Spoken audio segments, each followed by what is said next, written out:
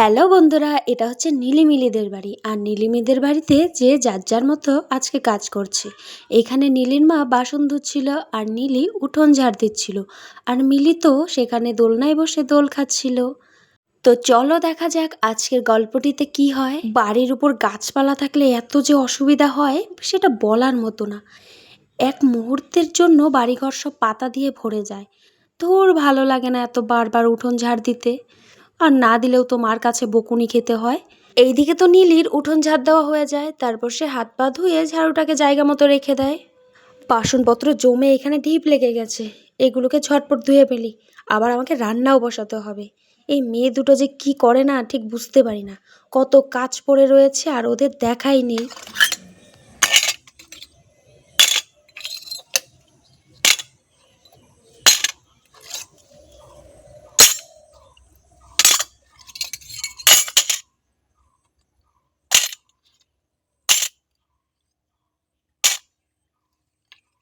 এইদিকে তো কুসুমের বাসনপত্র ধোয়া হয়ে যায় আর এগুলো নিয়ে সে রান্নাঘরেও চলে যায়। এই নীলিমিলি, তোরা কোথায় রে? এইদিকে আয়, একটু শুনে যা তো। এই তো মা, আমি এইখানে। কি হয়েছে, ডাকছো কেন? বলছি যে আমি ভাত বসাচ্ছি, তুই আর মিলি গিয়ে ঝটপট করে কয়েকটা শাক পাতা তুলে নিয়ে আয় তো মাঠ থেকে। আর প্রতিদিন মাছ মাংস খেতে ভালো লাগে না, ভাবছি আজকে শাক পাতাই কিছু বানাবো। যা যা, চটপট গিয়ে তুলে নিয়ে আয়। আর হ্যাঁ, মিলিকেও নিয়ে যাস। মেয়েটাকে সকাল থেকে তো দেখতেই পাচ্ছি না, কোথায় যে রয়েছে। আর চিকুটাকেও নিয়ে যাস, একটু ভালো করে খাইয়ে নিয়ে আসিস। হ্যাঁ হ্যাঁ মা, আমি সব কিছু করব, তুমি যাও রান্না করো। দুটোকে তো পাঠালাম শাক তোলার জন্য, জানি না আজকে কি করবে। যখনই বলি তখনই তো ওরা ধিঙ্গি বোনাই করে, ভুলে যায়। বাড়ি এসে বলে আমি ভুলে গেছি। দেখি আজকে কি করে, আমি রান্নাটা বসিয়ে দেই। আর এদিকে নীলিও তো সেখান থেকে চলে যায় মিলিকে খোঁজার জন্য। আজ সকালে উঠে তো আমি মিলিকে দেখতেই পাইনি। সকাল সকাল উঠে মেয়েটা কোথায় চলে গেল। একে নিয়ে আর পারি না বাবা। মার এত বকুনি খাওয়া সত্ত্বেও আর শুধরোবে না। যাই একটু সামনে গিয়ে দেখি। কি মজা, এখানে বসে দোল খাওয়ার মজাই আলাদা। বাড়িতে থাকলে তো শুধু মায়ের বকুনি খেতে হয়, এখানে এসে বসে থাকলে কেউ কিছু বলেও না। আর কত সুন্দর ঠান্ডা শীতল আবহাওয়াতে নিজেকে খুব ভালো লাগে।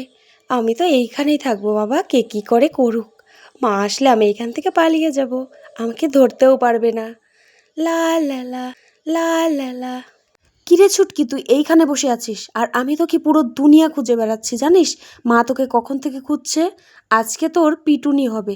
তুই তো এখানে বসে বসে খুবই দোল খাচ্ছিস। আর জানিস বাড়িতে কত কাজকর্ম পড়ে আছে। আমি উঠোন ঝাঁট দিয়ে তারপর আসলাম, আর তুই এখানে বসে বসে দোল খাচ্ছিস।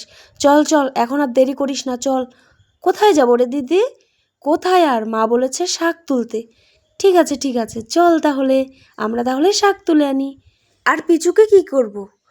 মা বলেছে পিচুকে খাবার দিয়ে তারপরে যেতে, যাতে ওর পেটটা ভরে। ওর পেট না ভরলে আমাদের দুজনের পিঠে ভরবে।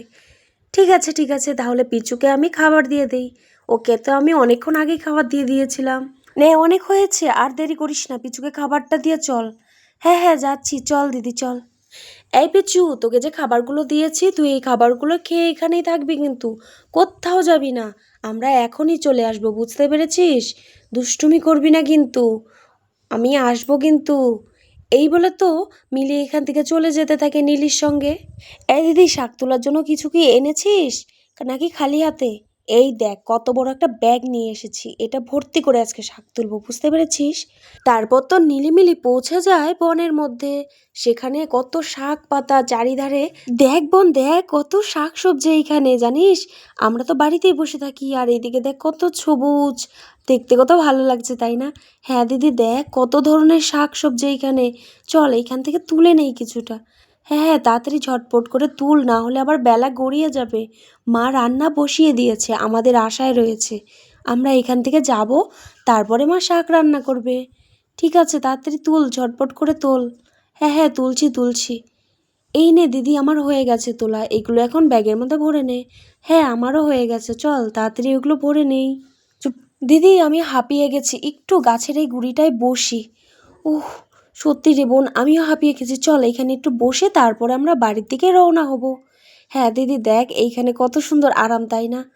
হ্যাঁ চল চল, অনেক হয়েছে আরাম, এখন বাড়ির দিকে যাই। এত জঙ্গল, আমার খুব ভয় লাগছে, যদি সাপ বেরিয়ে যায়। হ্যাঁ সাবধানে যা, বেরোতেও পারে, কারণ গরমের দিন। সাপ খোপ তো সব জঙ্গলের মধ্যে এখন ঠান্ডা জায়গায় থাকবে। তারপর নীলিমিলি বাড়িতেও চলে আসে। মা, মা, কোথায়? এই দেখো আমরা দুজন শাক তুলে নিয়ে চলে এসেছি। আজকে আমরা অনেক শাক পেয়েছি জানো তো। কি দেখি দেখি, কি শাক তুলে নিয়েছিস, নাকি আবার জঙ্গল তুলে নিয়ে এসে পড়েছিস? তোরা তো এখন পর্যন্ত শাক চিনিস না, বড় হয়েছিস। না না, দেখো দেখো, এগুলো শাক, আমরা চিনি তো। আগের মতো কি আর এখন ভুল করব? ঠিক আছে ঠিক আছে, দে দে, অনেকটা বেলা হয়ে গেছে, সেই কখন থেকে বসে আছি, আমার ভাত রান্না হয়ে গেছে, এই নাও। আর মা জানো তো, ওইখানে না অনেক ধরনের শাকসবজি রয়েছে। আর একদিন যাব, এই ব্যাগটা ভরে গেছে তার জন্য আনতে পারলাম না। ঠিক আছে ঠিক আছে, এখন এইগুলোকে বেছে দে তো একটু, আমি ঝটপট করে সবজিটা বসিয়ে দেই, তারপরেই শাকগুলো বসাবো। নে নে, তাড়াতাড়ি বেছে দে। ঠিক আছে মা, বেছে দিচ্ছি। এইদিকে তো কুসুম রান্নাঘরে রান্না চাপিয়ে দিয়েছে, ভাত হয়ে গেছে, সবজি বসিয়েছে, আর নীলিমিলি এদিকে শাকগুলোকে বেছে দিচ্ছিল। আর দেখতে দেখতে ওদের শাকগুলো বাছাও হয়ে যায়, তারপর সেগুলো কুসুমের কাছে নিয়ে দিয়ে আসে। মা, আমাদের শাক বাছা হয়ে গেছে, এই নাও। ঠিক আছে, তোরা এখন গিয়ে বস, আমি রান্নাটা চাপিয়ে দেই। আজকে তোরা অনেক কাজ করেছিস, যা গিয়ে এখন একটু রেস্ট কর। এই বলে তো কুসুম শাকগুলো নিয়ে রান্নাঘরের দিকে চলে যায়, শাকগুলো উনুনে চাপিয়েও দেয়, আর তারপর একটা ঢাকা দিয়ে কিছুক্ষণ অপেক্ষা করতে থাকে। এই বোন চল, মা রান্না হতে থাক, রান্না হলে আমাদেরকে ঠিকই ডাকবে। এই বলে তো নীলমিলি বারান্দায় গিয়ে বসে আর ওর মা রান্না করতে থাকে। তো বন্ধুরা, আজকের ভিডিওটি এইখানে শেষ করছি, দেখা হচ্ছে আরেকটি সুন্দর ভিডিওতে। তো তোমরা সবাই ভালো থেকো, সুস্থ থেকো, টাটা।